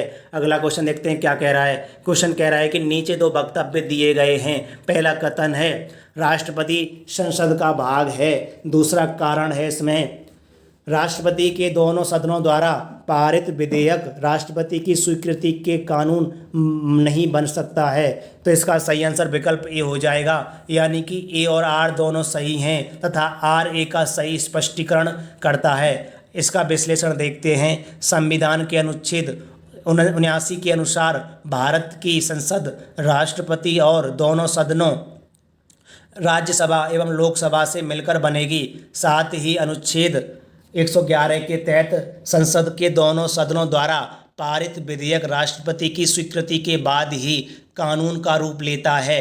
इस प्रकार कथन एवं कारण दोनों सही हैं तथा कारण कथन की सही व्याख्या है। अगला क्वेश्चन देखते हैं क्या कह रहा है। क्वेश्चन कह रहा है कि एक विधेयक जो संसद में प्रस्तुत किया जाता है कौन सी प्रक्रिया के बाद अधिनियम बन जाता है, तो इसका सही आंसर विकल्प बी हो जाएगा, जब राष्ट्रपति अपनी सहमति दे देता है। इसका विश्लेषण देखते हैं। विश्लेषण कहता है संविधान के अनुच्छेद 111 में विधेयकों पर राष्ट्रपति की अनुमति से संबंधित उपबंध हैं। एक विधेयक जो संसद में प्रस्तुत किया जाता है वह अधिनियम तभी बन पाता है जब राष्ट्रपति उस पर हस्ताक्षर कर अपनी सहमति दे देता है। अगला क्वेश्चन देखते हैं क्या कह रहा है। क्वेश्चन कह रहा है कि भारत के राष्ट्रपति ने जिस एकमात्र मामले में अपने वीटो की शक्ति का प्रयोग किया वह था। तो इस क्वेश्चन का सही आंसर विकल्प सी हो जाएगा, भारतीय डाक पर संशोधन विधेयक। इसका विश्लेषण देखते हैं क्या कह रहा है। विश्लेषण कह रहा है कि पेप्सू विनियोग विधेयक के मामले में 1954 में राष्ट्रपति डॉक्टर राजेंद्र प्रसाद ने आत्यंतिक एब्सोल्यूट वीटो अर्थात स्पष्टतः सहमति रोक लेना का प्रयोग किया था, जबकि 1986 में राष्ट्रपति ज्ञानी जेल सिंह ने भारतीय डाकघर संशोधन विधेयक पर पॉकेट वीटो अर्थात संसद द्वारा पारित विधेयक को अनिश्चित काल के लिए लंबित रखना का प्रयोग किया। आत्यंतिक वीटो मंत्रिपरिषद की इच्छाधीन होता है, अतः पॉकेट वीटो ही स्वेच्छा से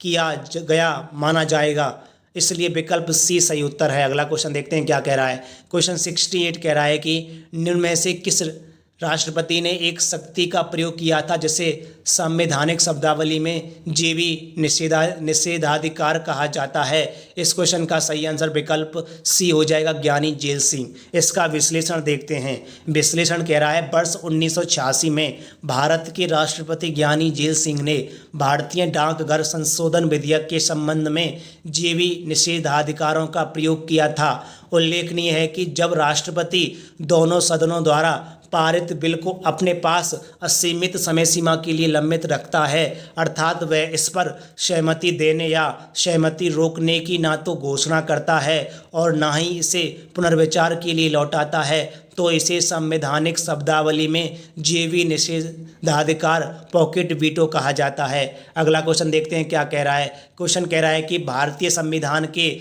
किस अनुच्छेद के अंतर्गत राष्ट्रपति संसद के दोनों सदनों द्वारा पारित किसी बिल पर अपनी स्वीकृति रोक सकते हैं। तो इस क्वेश्चन का सही आंसर विकल्प डी हो जाएगा, अनुच्छेद 111। इसका विश्लेषण देखते हैं। इसका विश्लेषण कह रहा है भारतीय संविधान के अनुच्छेद 111 के अंतर्गत यह प्रावधान किया गया है कि राष्ट्रपति संसद के दोनों सदनों द्वारा पारित विधेयक पर स्वीकृति प्रदान करेगा या अपनी स्वीकृति रोक लेगा अथवा विधेयक धन विधेयक के अतिरिक्त को पुनर्विचार हेतु सदनों को लौटा सकेगा। अगला क्वेश्चन देखते हैं क्या कह रहा है। क्वेश्चन 70। दोस्तों, अगर आपको मेरी यह वीडियो पसंद आ रही है तो प्लीज़ आप मेरे यूट्यूब चैनल ज्वाइन विद रोजगारशाला परिवार को सब्सक्राइब कर लीजिए, लाइक भी कर सकते हैं वीडियो पर और कमेंट भी कर सकते हैं। अगला क्वेश्चन है, जब कोई विधेयक संसद के दोनों सदनों द्वारा पारित कर दिया गया है तो निम्नलिखित में से किसको उस विधेयक पर अनुमति रोकने का अधिकार प्राप्त है। तो इस क्वेश्चन का सही आंसर विकल्प ए हो जाएगा, यह अधिकार राष्ट्रपति को प्राप्त है। अगला क्वेश्चन देखते हैं। क्वेश्चन कह रहा है कि निम्नलिखित में से कौन सी राष्ट्रपति की स्वविवेकी शक्तियां हैं। तो इस क्वेश्चन का सही आंसर देखते हैं क्या हो जाता है, ई हो जाएगा, यानी कि विधेयक को आपत्तियों सहित वापस भेजना, और अगला है विधेयक को रोक कर रखना और आपका संसद को संदेश भेजना। ये राष्ट्रपति की शक्तियां हैं। इसका विश्लेषण देखते हैं। विश्लेषण कह रहा है राज्यसभा और लोकसभा से पारित होकर राष्ट्रपति के पास आए हुए विधेयक धन विधेयक के अतिरिक्त को राष्ट्रपति द्वारा आपत्तियों सहित वापस भेजना, विधेयक को रोक कर रखना तथा संसद को संदेश भेजने का अधिकार राष्ट्रपति की स्वविवेकी शक्तियों में शामिल है। अनुच्छेद 86(2) के तहत राष्ट्रपति संसद को संदेश भेज सकता है तथा विशेष परिस्थितियों में मंत्रिपरिषद से मतभेद की स्थिति में राष्ट्रपति इस संदर्भ में अपने स्वविवेक का प्रयोग कर सकता है। अगला क्वेश्चन देखते हैं क्या कह रहा है। क्वेश्चन कह रहा है कि निम्न में से किस विषय पर राष्ट्रपति के लिए मंत्रिपरिषद से सलाह लेना आवश्यक नहीं है। तो इस क्वेश्चन का सही आंसर विकल्प बी हो जाएगा, विधेयकों पर स्वीकृति देना। अगला क्वेश्चन देखते हैं क्या कह रहा है। क्वेश्चन कह रहा है कि पहले इस क्वेश्चन का विश्लेषण देखेंगे। विश्लेषण कह रहा है कि राष्ट्रपति के विधेयकों पर स्वीकृति प्रदान करने हेतु मंत्रिपरिषद से सलाह लेना आवश्यक नहीं है। संविधान के अनुच्छेद 111 में वर्णित है कि जब कोई साधारण विधेयक संसद के दोनों सदनों द्वारा पारित करने के पश्चात राष्ट्रपति के समक्ष प्रस्तुत किया जाएगा तो राष्ट्रपति घोषित करेगा कि वह उस विधेयक को स्वीकृति देता है या स्वीकृति रोक लेता है। हालांकि इस संदर्भ में कोई समय सीमा निर्धारित नहीं है अथवा राष्ट्रपति उस विधेयक को सदनों के पुनर्विचार हेतु लौटा सकेगा यदि विधेयक दोनों सदनों द्वारा संशोधन सहित या उसके बिना फिर से पारित कर दिया जाता है और राष्ट्रपति के समक्ष अनुमति हेतु प्रस्तुत किया जाता है तो राष्ट्रपति उस पर अनुमति नहीं रोकेगा। अगला क्वेश्चन देखते हैं क्या कह रहा है। क्वेश्चन कह रहा है कि संविधान के अनुसार इनमें से राष्ट्रपति की विधायी शक्ति कौन सी है, तो इसका सही आंसर विकल्प डी हो जाएगा, अध्यादेश जारी करना। इसका विश्लेषण देखते हैं। विकल्प सी का संबंध राष्ट्रपति से नहीं है। राज्यसभा और लोकसभा की बैठकों यानी कि सिटिंग के स्थगन का अधिकार क्रमशः सभापति, उपसभापति और स्पीकर, डिप्टी स्पीकर को है। संसद का एक अंग पार्ट होने के कारण राष्ट्रपति संसद के दोनों सदनों द्वारा पारित विधेयकों पर जब अपनी अनुमति देता है या अनुमति निर्धारित करता है या विधेयकों को पुनर्विचारार्थ सदनों के पास लौटाता है तभी वह विधायी कार्य कर रहा होता है। परंतु व्यावहारिक दृष्टि से संसद के दोनों सदनों से संबंधित कतिपय कार्यों को जैसे संसद के सदनों का सत्र आहूत करना, संसद के सदनों का सत्र अवसान करना, लोकसभा को भंग करना, राज्यसभा में 12 सदस्यों को नाम निर्देशित नॉमिनेट करना विधायी प्रकृति का मान लिया गया है। विधायी प्रकृति के अनेकानेक कार्यों में अध्यादेश द्वारा विधायन का कार्य सर्वाधिक महत्व का है। संविधान के अनुच्छेद 123 के तहत उस समय को छोड़कर जब संसद के दोनों सदन सत्र में हों राष्ट्रपति अध्यादेश जारी ऑर्डिनेंस द्वारा उन सभी विषयों पर कानून बना सकते हैं जिन विषयों पर उस समय संसद को कानून बनाने की शक्ति है। इस प्रकार विकल्प डी ए और बी की अपेक्षा बेहतर उत्तर है। छत्तीसगढ़ लोक सेवा आयोग द्वारा भी उत्तर विकल्प डी को ही माना गया है। अगला क्वेश्चन देखते हैं क्या कह रहा है। निम्नलिखित में से कौन सी राष्ट्रपति की स्वविवेकी शक्तियां हैं, तो इसका सही आंसर विश्लेषण के द्वारा देखेंगे। यानी कि संविधान, इसका सही आंसर ई हो जाएगा। 3, 6, 7 और आपका 8 इसका विश्लेषण है। संविधान के अनुच्छेद 111 के अंतर्गत राष्ट्रपति को कतिपय निषेधाधिकार वीटो शक्तियां प्राप्त हैं जिनका उपयोग वह मंत्रिपरिषद की सलाह से मुक्त होकर कर सकता है। किसी विधेयक को आपत्तियों सहित संसद में पुनर्विचार हेतु वापस भेजना, निलंबन, निषेधाधिकार और किसी विधेयक को अघोषित रूप से रोक कर रखना जैसे ये भी निषेधाधिकार राष्ट्रपति की स्वविवेकी शक्ति है। इसके अतिरिक्त अनुच्छेद 78 के तहत किसी विषय से संबंधित जानकारी के लिए प्रधानमंत्री से कहना और अनुच्छेद 74(1) के परंतुक के अंतर्गत किसी परामर्श को मंत्रिपरिषद को पुनर्विचार के लिए वापस भेजना जैसे विषय पर भी राष्ट्रपति स्वविवेक का प्रयोग करता है। अतः विकल्प ई सही उत्तर है। अगला क्वेश्चन देखते हैं क्या कह रहा है। क्वेश्चन कह रहा है कि जब केंद्रीय मंत्रिमंडल ने वर्ष 2002 में चुनावी सुधारों पर अध्यादेश में बिना किसी बदलाव के उसे राष्ट्रपति को वापस भेजा, तब राष्ट्रपति ने भारतीय संविधान के कौन से अनुच्छेद के अंतर्गत उसे अपनी सहमति दी, तो इस क्वेश्चन का सही आंसर विकल्प सी हो जाएगा, अनुच्छेद 123। इसका विश्लेषण देखते हैं। अनुच्छेद 123 राष्ट्रपति की अध्यादेश जारी करने संबंधी शक्तियों का वर्णन करता है, अतः विकल्प सी सही उत्तर है। अगला क्वेश्चन देखते हैं। क्वेश्चन 76 क्या कह रहा है। क्वेश्चन कह रहा है कि संविधान के किस अनुच्छेद के अंतर्गत भारत के राष्ट्रपति को अध्यादेश जारी करने की शक्ति प्रदान की गई है, तो इस क्वेश्चन का सही आंसर विकल्प बी हो जाएगा, अनुच्छेद 123। अगला क्वेश्चन कह रहा है कि राष्ट्रपति संविधान के अनुच्छेद 76 के अनुसार भारत के महान्यायवादी यानी कि इसका सही आंसर दोस्तों 76 में 123 अनुच्छेद इसका विश्लेषण है। भारतीय संविधान के अनुच्छेद 123 के अंतर्गत भारत के राष्ट्रपति को अध्यादेश जारी करने की शक्ति प्राप्त है।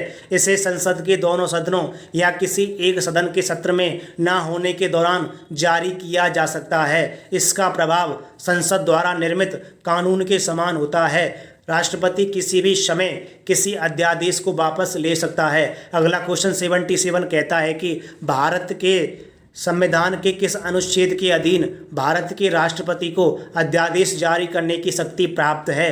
इस क्वेश्चन का सही आंसर विकल्प डी हो जाएगा, अनुच्छेद 123। इसका विश्लेषण हम पिछले वाले क्वेश्चन में देख चुके हैं। अगला क्वेश्चन है, राष्ट्रपति द्वारा जारी एक अध्यादेश संसद के सत्र शुरू होने के बाद कितने समय तक रखा जाना आवश्यक है।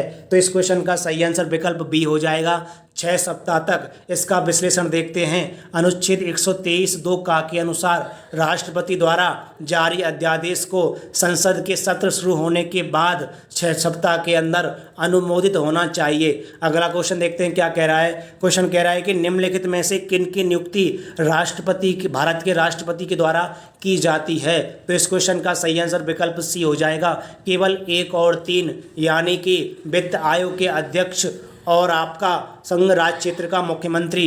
इसका सही आंसर विकल्प सी हो जाएगा। इसका विश्लेषण देखते हैं।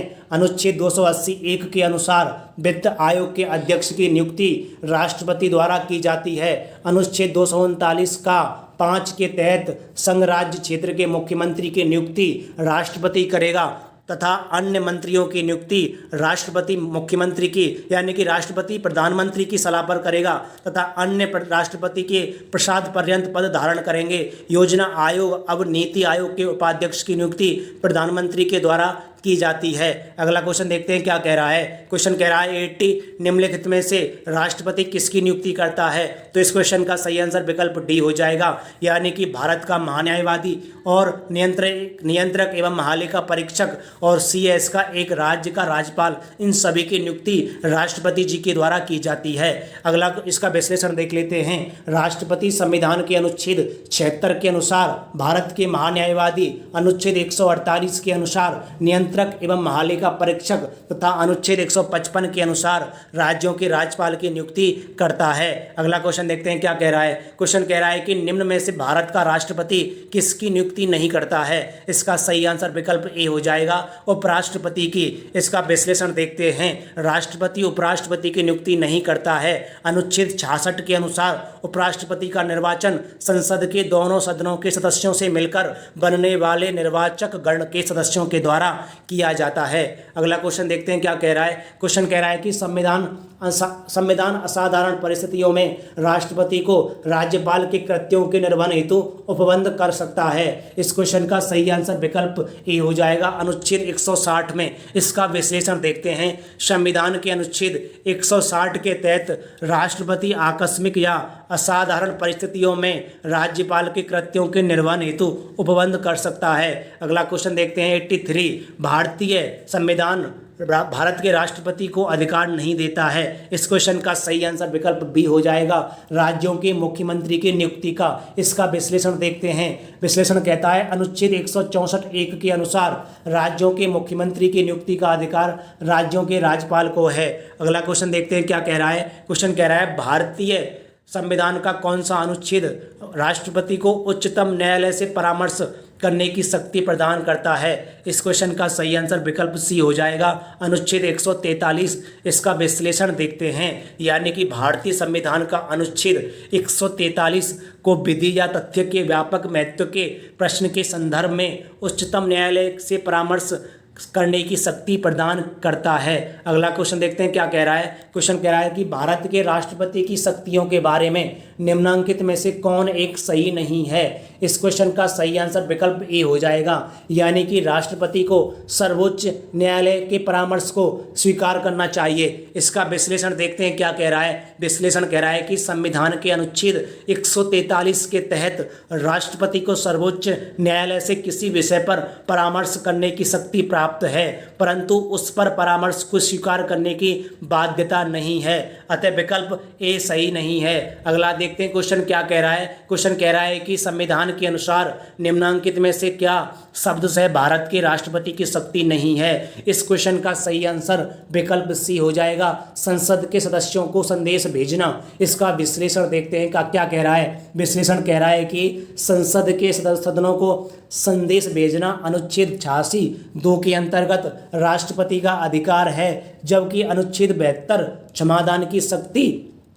क्षमादान की राष्ट्रपति की शक्ति, अनुच्छेद 123 अध्यादेश निर्गत करने की राष्ट्रपति की शक्ति और अनुच्छेद 143 उच्चतम न्यायालय से परामर्श करने की राष्ट्रपति की शक्ति शब्द से राष्ट्र शक्ति के रूप में उल्लेखन करते हैं। अगला क्वेश्चन देखते हैं क्या कह रहा है। क्वेश्चन कह रहा है कि भारत के राष्ट्रपति को यह अधिकार प्राप्त नहीं है कि वह क्या सर्वोच्च न्यायालय के न्यायाधीश को हटाए, इसलिए इसका सही आंसर विकल्प बी हो जाएगा।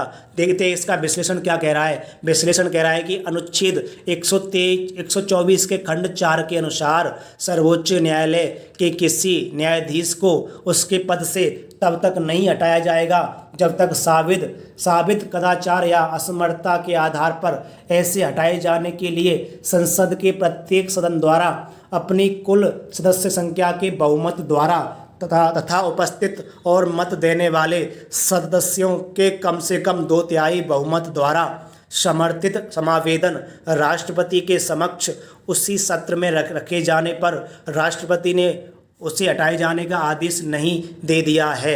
अगला क्वेश्चन देखते हैं क्या कह रहा है। क्वेश्चन कह रहा है कि राष्ट्रपति की क्षमा आदि की शक्ति एक कौन सी शक्ति है, इसका सही आंसर विकल्प बी हो जाएगा, न्यायिक शक्ति है। इसका विश्लेषण देखते हैं। विश्लेषण कह रहा है कि संविधान के अनुच्छेद 72 के तहत राष्ट्रपति को क्षमा आदि की तथा कुछ मामलों में दंडादेश के निलंबन, परिहार या लघुकरण की न्यायिक शक्ति प्राप्त है। अगला क्वेश्चन देखते हैं क्या कह रहा है कि राष्ट्रपति की क्षमा प्रदान करने की शक्ति में क्या सम्मिलित नहीं है। तो इस क्वेश्चन का आंसर विकल्प ई हो जाएगा, यानी कि 6 और 7 इसमें सम्मिलित नहीं है, यानी कि रोक और निरंतरता इसमें शामिल नहीं है। इस क्वेश्चन का विश्लेषण देखते हैं। भारतीय संविधान के अनुच्छेद 72 के तहत राष्ट्रपति को किसी अपराध के लिए दोषी ठहराए गए किसी व्यक्ति के दंड को क्षमा, उसका प्रविलंबन और विराम या परिहार करने अथवा दंडादेश के निलंबन, परिहार या लघुकरण की शक्ति प्राप्त है, जिनमें सेना न्यायालय द्वारा दोषी सिद्ध किए गए मामले में भी शामिल है। अगला क्वेश्चन देखते हैं क्या कह रहा है। क्वेश्चन कह रहा है कि निम्नलिखित में से किस प्रकार के प्राधिकार भारत के राष्ट्रपति को प्राप्त हैं। इस क्वेश्चन का सही आंसर विकल्प डी हो जाएगा, यानी कि 2 और 4 सही हैं। इसमें इसका विश्लेषण देखते हैं। विश्लेषण कह रहा है कि भारत के राष्ट्रपति को संविधान के तहत प्राप्त प्राधिकार औपचारिक एवं विधिक तथा संवैधानिक और नाम मात्र हैं। अगला क्वेश्चन देखते हैं क्या कह रहा है। क्वेश्चन कह रहा है कि भारतीय संविधान के अनुसार भारत के राष्ट्रपति का यह कर्तव्य है कि वे निम्नलिखित में से किनको संसद के पटल पर रखवाए। इसका पहले देखते हैं। पहला कह रहा है इसमें कि संघ वित्त आयोग की सिफारिशों को, दूसरा कह रहा है कि लोक लेखा समिति के प्रतिवेदन को, तीसरा कह रहा है नियंत्रक महालेखा परीक्षक के प्रतिवेदन को और चौथा कह रहा है कि राष्ट्रीय अनुसूचित जाति आयोग के प्रतिवेदन को। इसका सही आंसर विकल्प सी हो जाएगा। केवल 1, 3 और 4 सही बात है इसमें। इसका विश्लेषण देखते हैं। संघीय वित्त आयोग एवं राष्ट्रीय अनुसूचित जाति आयोग की स्थापना और नियंत्रक एवं महालेखा परीक्षक की नियुक्ति राष्ट्रपति द्वारा की जाती है, जबकि लोक लेखा समिति की स्थापना लोकसभा और राज्यसभा के सदस्यों को मिलाकर की जाती है। इसके अध्यक्ष की नियुक्ति लोकसभा अध्यक्ष के द्वारा की जाती है। राष्ट्रपति द्वारा संघीय वित्त आयोग की सिफारिशों, नियंत्रक एवं महालेखा परीक्षक के प्रतिवेदन तथा राष्ट्रीय अनुसूचित जाति आयोग के प्रतिवेदन को क्रमशः संविधान के अनुच्छेद 281, 151 एवं 338(6) के तहत संसद के पटल पर रखवाया जाता है। अगला क्वेश्चन देखते हैं क्या कह रहा है। क्वेश्चन कह रहा है कि निम्नलिखित में से कौन सा संवैधानिक विशेषाधिकार राष्ट्रपति का नहीं है। तो इस क्वेश्चन का सही आंसर विकल्प बी हो जाएगा, वित्तीय बिल को पुनर्विचार हेतु लौटाना। इसका विश्लेषण देखते हैं। विश्लेषण कह रहा है कि राष्ट्रपति संविधान के अनुच्छेद 110 के खंड 1 के उपखंड का से उपखंड 4 में विनिर्दिष्ट किसी विषय के लिए उपबंध करने वाले वित्तीय बल जो कि मनी बिल या धन विधेयक होते हैं को अनुच्छेद 111 के तहत अन्य साधारण बिलों की तरह पुनर्विचार हेतु लौटा नहीं सकता। अन्य तीनों विकल्प राष्ट्रपति के संवैधानिक विशेषाधिकार हैं। वस्तुतः ऐसे वित्तीय बिल अनुच्छेद 117 के प्रावधानों के तहत राष्ट्रपति की सिफारिश के बाद ही केवल लोकसभा में ही प्रस्तावित या पुनर्स्थापित किए जा सकते हैं। अगला क्वेश्चन देखते हैं क्या कह रहा है। क्वेश्चन कह रहा है कि निम्नलिखित में से किसी भौगोलिक क्षेत्र को अनुसूचित घोषित करने या संवैधानिक अधिकार किसको है। यानी कि निम्नलिखित में से किसी भौगोलिक क्षेत्र को अनुसूचित घोषित करने का संवैधानिक अधिकार किसको है। तो इसका सही आंसर विकल्प डी हो जाएगा, राष्ट्रपति को। इसका विश्लेषण देखते हैं क्या कह रहा है। इसका विश्लेषण कह रहा है कि संविधान की 5वीं अनुसूची के पैराग्राफ 6 में अनुसूचित क्षेत्रों से संबंधित प्रमुख प्रावधान इस प्रकार हैं। नंबर 1, राष्ट्रपति के आदेश द्वारा किसी भौगोलिक क्षेत्र को अनुसूचित क्षेत्र घोषित अथवा विस्तारित किया जा सकता है। दूसरा है इसमें किसी भी समय राष्ट्रपति के आदेश द्वारा अनुसूचित क्षेत्र के संपूर्ण अथवा किसी विशिष्ट भाग को समाप्त किया जा सकता है। तीसरा है राज्य के राज्यपाल से परामर्श करने के पश्चात राष्ट्रपति के आदेश द्वारा राज्य के अनुसूचित क्षेत्र के क्षेत्रफल को बढ़ाया जा सकता है। अगला क्वेश्चन देखते हैं क्या कह रहा है। क्वेश्चन कह रहा है कि संसद के लिए राष्ट्रपति का अभिभाषण कौन तैयार करता है। इसका सही आंसर विकल्प डी हो जाएगा, केंद्रीय मंत्रिमंडल। इसका विश्लेषण देखते हैं। संसद के लिए राष्ट्रपति का अभिभाषण केंद्रीय मंत्रिमंडल तैयार करता है क्योंकि वास्तविक कार्यपालिका शक्ति केंद्रीय मंत्रिमंडल में निहित है। अगला क्वेश्चन देखते हैं क्या कह रहा है। क्वेश्चन कह रहा है कि भारत के प्रथम राष्ट्रपति राजेंद्र प्रसाद किस राज्य से थे। इसका सही आंसर विकल्प ए हो जाएगा, बिहार से थे। इसका विश्लेषण देखते हैं। भारत के प्रथम राष्ट्रपति डॉक्टर राजेंद्र प्रसाद मूलतः बिहार राज्य से थे। उनका जन्म दिसंबर 1884 को बिहार के सिवान जिले में हुआ था। वे 26 जनवरी 1950 से 13 मई 1962 तक भारत के राष्ट्रपति रहे। अगला क्वेश्चन है, स्वतंत्र भारत के प्रथम राष्ट्रपति थे। इसका सही आंसर विकल्प सी हो जाएगा, बिहार से। अगला क्वेश्चन देखते हैं क्या कह रहा है। यानी कि 2 अवधि के लिए भारत के राष्ट्रपति कौन थे। इसका सही आंसर विकल्प बी हो जाएगा, डॉक्टर राजेंद्र प्रसाद।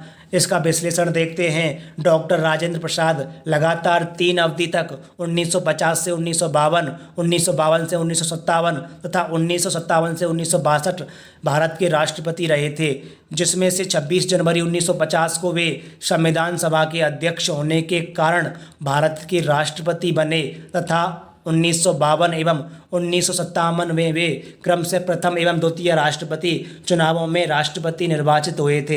अगला क्वेश्चन देखते हैं क्या कह रहा है। क्वेश्चन कह रहा है कि भारत के चौथे राष्ट्रपति कौन थे। इसका सही आंसर विकल्प ए हो जाएगा, श्री वीवी गिरी थे। इसका विश्लेषण देखते हैं। इसका विश्लेषण क्या कह रहा है। इसका विश्लेषण कह रहा है कि भारत के व्यक्ति अनुसार चौथे राष्ट्रपति श्री वीवी गिरी थे, तथापि कार्यकाल अनुसार उनका क्रम डॉक्टर राजेंद्र प्रसाद 3 बार, डॉक्टर एस राधाकृष्णन एवं डॉक्टर जाकिर हुसैन के बाद छठा है। अगला क्वेश्चन देखते हैं क्या कह रहा है।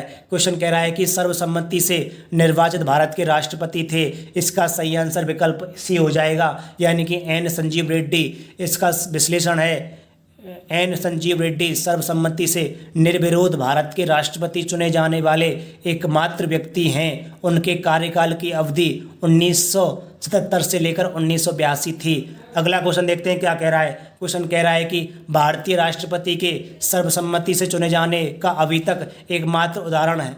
इसका सही आंसर देखते हैं। इसका सही आंसर विकल्प डी हो जाएगा, नीलम संजीव रेड्डी। अगला क्वेश्चन देखते हैं। सूची 1 को सूची 2 से सुमेलित कीजिए। निम्न कूट का प्रयोग करते हुए सही उत्तर का चयन कीजिए। तो देखते हैं इसमें सही आंसर विकल्प सी हो जाएगा, यानी कि इसका विश्लेषण देख लेते हैं। यानी कि राष्ट्रपति और अवधि यानी कि फखरुद्दीन अली अहमद 1974 से 1977, एन संजीव रेड्डी 1977 से लेकर 1982, डॉक्टर जाकिर हुसैन 1969 से 1967 से 1969 और वीवी गिरी 1969 से 1974। अगला क्वेश्चन देखते हैं क्या कह रहा है। क्वेश्चन कह रहा है कि निम्न में से कौन राष्ट्रपति होने से पूर्व भारत के उपराष्ट्रपति पद पर आसीन नहीं रहा।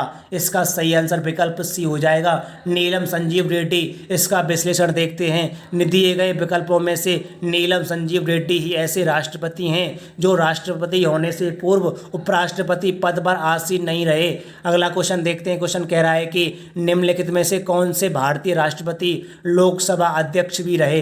इसका सही आंसर विकल्प डी हो जाएगा, यानी कि नीलम संजीव रेड्डी। इसका विश्लेषण देखते हैं। दिए गए भारतीय राष्ट्रपतियों में से नीलम संजीव रेड्डी 2 अवधियों 17/3/1967 से 19/7/1969 एवं 26/3/1977 से 13/7/1977 के दौरान लोकसभा अध्यक्ष रहे थे।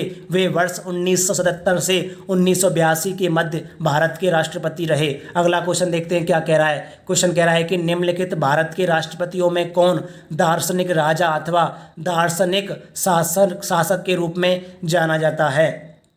इसका सही आंसर विकल्प ए हो जाएगा, यानी कि डॉक्टर राधाकृष्णन। इसका विश्लेषण देखते हैं। भारत के दूसरे राष्ट्रपति 13 मई 1962 से यानी कि 13 मई 1967 डॉक्टर सर्वपल्ली राधाकृष्णन को दार्शनिक राजा अथवा दार्शनिक शासक के रूप में जाना जाता है। वे एक प्रख्यात दार्शनिक एवं शिक्षाविद थे। अगला क्वेश्चन देखते हैं क्या कह रहा है। क्वेश्चन कह रहा है कि भारत के निम्नलिखित राष्ट्रपतियों में से कौन ट्रेड यूनियन आंदोलन से संबद्ध रहा। इसका सही आंसर विकल्प ए हो जाएगा, यानी कि वीवी गिरी। इसका विश्लेषण देखते हैं। भारत के चौथे राष्ट्रपति वीवी गिरी 1969 से 1974 ईस्वी में ट्रेड यूनियन आंदोलन से संबद्ध रहे थे। वे 2 बार अखिल भारतीय ट्रेड यूनियन कांग्रेस के भी अध्यक्ष रहे थे। अगला क्वेश्चन देखते हैं क्या कह रहा है। क्वेश्चन कह रहा है कि भारत के किस राष्ट्रपति को मिसाइल मैन की संज्ञा दी जाती है। इसका सही आंसर विकल्प बी हो जाएगा, डॉक्टर एपीजे अब्दुल कलाम को। इसका विश्लेषण देखते हैं। भारत के व्यक्ति के अनुसार 11वें राष्ट्रपति 2002 से 2007 डॉक्टर एपीजे अब्दुल कलाम को मिसाइल मैन की संज्ञा दी जाती है, क्योंकि उन्हीं के निर्देशन में प्रारंभ एकीकृत निर्देशित मिसाइल विकास कार्यक्रम के फलस्वरूप भारत पृथ्वी अग्नि जैसी मिसाइलों के विकास के द्वारा इस क्षेत्र में आत्मनिर्भर बन सका। अगला क्वेश्चन देखते हैं क्या कह रहा है। क्वेश्चन कह रहा है कि भारत के निम्न मुख्य न्यायाधीशों में से किस एक ने राष्ट्रपति के रूप में कार्य किया था। इसका सही आंसर विकल्प बी हो जाएगा, जस्टिस एम हिदायतुल्ला। इसका विश्लेषण देखते हैं। जस्टिस एम हिदायतुल्ला ने 24 जुलाई 1969 से 24 अगस्त 1969 के दौरान कार्यवाहक राष्ट्रपति के रूप में कार्य किया था। अगला क्वेश्चन देखते हैं क्या कह रहा है। क्वेश्चन कह रहा है कि निम्न में से कौन असंगत है। इसका सही आंसर विकल्प डी हो जाएगा, जवाहरलाल नेहरू। इसका विश्लेषण देखते हैं। दिए गए विकल्पों में जवाहरलाल नेहरू असंगत हैं, क्योंकि वे भारत के प्रधानमंत्री थे, जबकि प्रश्नगत अन्य व्यक्ति भारत के राष्ट्रपति रहे थे। अगला क्वेश्चन देखते हैं क्या कह रहा है। क्वेश्चन कह रहा है कि श्रीमती प्रतिभा पाटिल का भारतीय गणतंत्र के राष्ट्रपति के रूप में क्रम क्या है। इसका सही आंसर विकल्प सी हो जाएगा, विकल्प यानी कि 12वां। इसका विश्लेषण देखते हैं। विश्लेषण कह रहा है 19 जुलाई 2007 को भारतीय गणतंत्र के 13वें राष्ट्रपतीय चुनाव संपन्न हुए थे। 25 जुलाई 2007 को श्रीमती प्रतिभा देवी सिंह पाटिल ने व्यक्ति अनुसार देश के 12वें राष्ट्रपति के रूप में शपथ ग्रहण की, तथापि कार्यकाल अनुसार उनका क्रम 14वां था। प्रतिभा पाटिल ने राष्ट्रीय जनतांत्रिक गठबंधन के प्रत्याशी भैरों सिंह शेखावत को पराजित किया। वे भारत की प्रथम महिला राष्ट्रपति थीं। अगला क्वेश्चन देखते हैं क्या कह रहा है। क्वेश्चन कह रहा है कि भारत के पूर्व राष्ट्रपतियों में निम्नलिखित में से कौन बिहार का राज्यपाल रह चुका है। इस क्वेश्चन का सही आंसर विकल्प सी हो जाएगा, डॉक्टर जाकिर हुसैन। इसका विश्लेषण है। डॉक्टर जाकिर हुसैन 6 जुलाई 1957 से 11 मई 1962 तक बिहार के राज्यपाल, 13 मई 1962 से 12 मई 1967 तक भारत के उपराष्ट्रपति और 13 मई 1967 1968 से 3 मई 1969 जब उनकी मृत्यु हुई तब भारत के राष्ट्रपति रहे थे। अगला क्वेश्चन देखते हैं क्या कह रहा है। क्वेश्चन कह रहा है कि निम्न में से कौन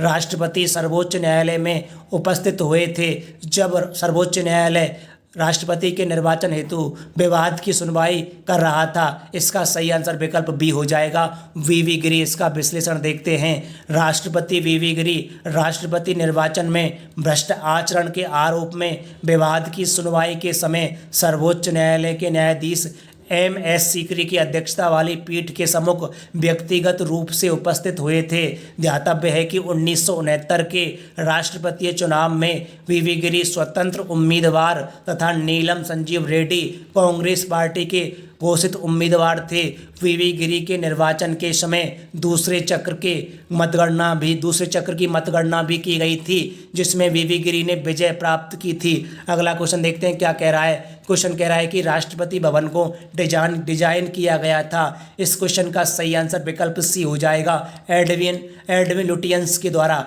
इसका विश्लेषण देखते हैं। ब्रिटिश वास्तुकार एडविन लुटियंस द्वारा राष्ट्रपति भवन को डिजाइन किया गया था। यह भवन भारत के राष्ट्रपति का सरकारी आवास है। इस भवन के निर्माण के पश्चात इसे वायसराय का आवास के रूप में जाना जाता है। 15 अगस्त 1947 को इसका नाम परिवर्तित कर सरकारी आवास गवर्नमेंट हाउस कर दिया गया। 21 जून 1948 को सी राजगोपालाचारी इस सरकारी आवास में निवास करने वाले पहले भारतीय बने। राष्ट्रपति डॉक्टर राजेंद्र प्रसाद के समय से इसे राष्ट्रपति भवन के रूप में जाना जाने लगा। दोस्तों, राष्ट्रपति टॉपिक का जितना भी रिवीजन नोट्स था और जितने PYQ थे वो मैंने आपके लिए कंप्लीट करा दिए हैं। अब अगला टॉपिक उपराष्ट्रपति अगली वीडियो में कराऊंगा। दोस्तों, अगर आपको मेरी यह वीडियो पसंद आई है तो प्लीज़ आप मेरे YouTube चैनल ज्वाइन विद रोजगारशाला परिवार को सब्सक्राइब कर लीजिए और वीडियो को लाइक कर लीजिए और कमेंट भी कर सकते हैं। इसी प्रकार मैं आपके लिए पॉलिटी की घटना चक्र की वीडियोज लगातार आपके लिए लाता रहूँगा और मेरी लगातार घटना चक्र हिस्ट्री की भी सीरीज चल रही है, उसको भी फॉलो कर सकते हैं। प्लेलिस्ट में जाकर सभी वीडियो को आप देख सकते हैं और रिवीजन के साथ साथ प्रैक्टिस भी लगातार कर सकते हैं। अब मिलते हैं एक अगली वीडियो में एक बेहतरीन कंटेंट और क्वालिटी के साथ। तब तक के लिए दोस्तों, जय हिंद, जय भारत।